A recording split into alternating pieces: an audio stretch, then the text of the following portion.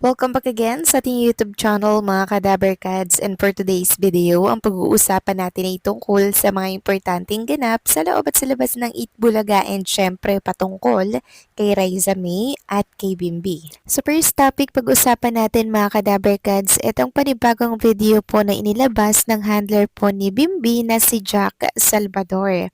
Sa video na to, pinakita po ni Jack na hindi lang po siya road manager, hindi lang siya hunter, hindi lang siya coach, stylist, makeup artist, and hairstylist din mga Kadaberkads. So kung ano daw po yung dapat gawin kay Bimbig, ginagawa niya kahit hindi na po ito sakop ng kanyang trabaho. 'Di ba? All around si Mr. Jack Salvador. And nakita nga natin dito na inaayusan niya po, mini-makeupan niya po itong si Bimbi. At dahil nga dyan mga Kadaberkads, meron na naman pong hanash o reklamo ang ilang mga netizen.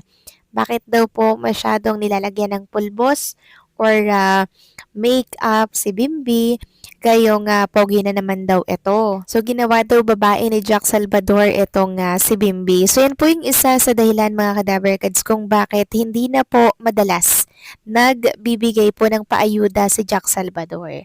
Dahil marami pong reklamador, marami pong mapangpuna mga Kadaberkads sa social media. So kung ano sana yung ibigay na ayuda nitong si Jack Salvador, ipagpasalamat na lang po natin at huwag po tayong magreklamo. Ito kasing paglalagay po ng foundation mga Kadaberkads ay importante para po pag napokusan ng camera, walang makikitang chismis sa mukha natin. Kaya be thankful na lang mga Kadaberkads sa mga paayuda po ni Jack Salvador, okay?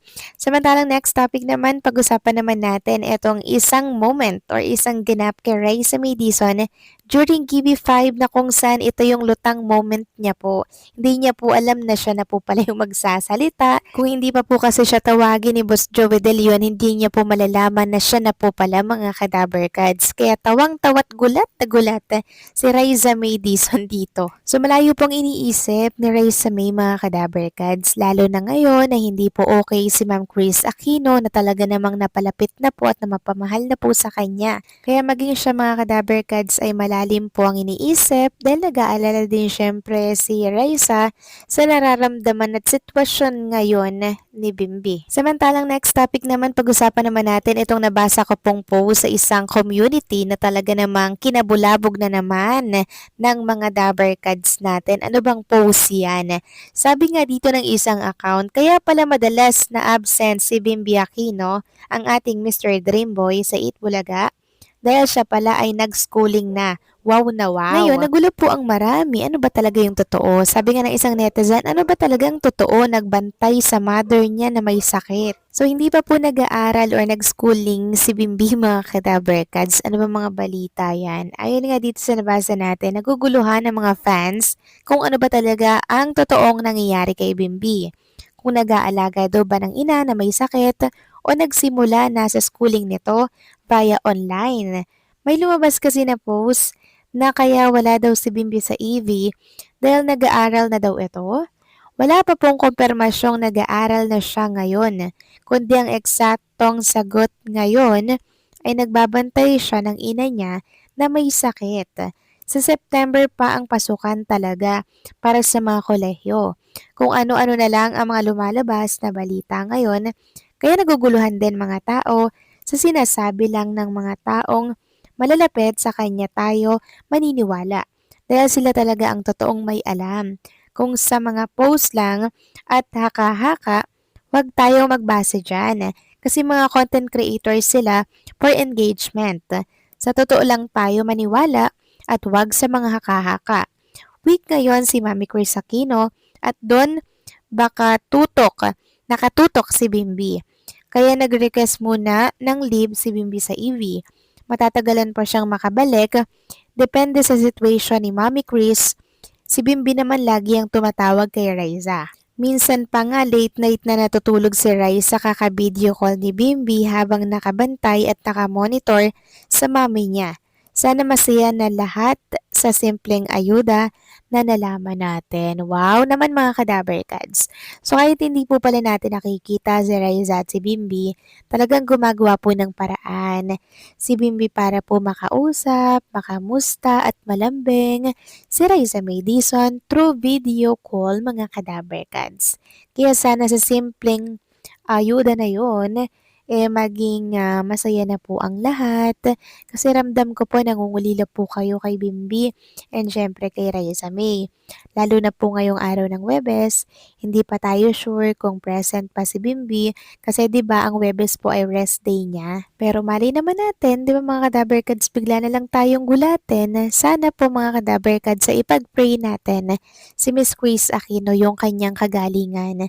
Kasi sa kanyang situation, condition, and kagalingan nakabase po ang pag-appear ni Bimbi sa Eat Bulaga. Unang-unang priority niya po is bantayan, alagaan ang kanyang nanay na may sakit. Yun po yung malaking ginagampanan niya sa kanyang buhay ngayon mga kadaberkads. Anin mo nga naman yung magpapasaya ka, pero deep inside, malungkot ka at yung isip mo ay nasa bahay nyo. 'Di ba? Hindi ka rin makakapag-focus sa trabaho mga kadaberkads. Kaya mainam na mag-leave muna si Bimbi sa Itbulaga hanggat ganito po ang situation ng kanyang mami. Kasi ang Itbulaga naman, nakapag-antay naman yan, di ba?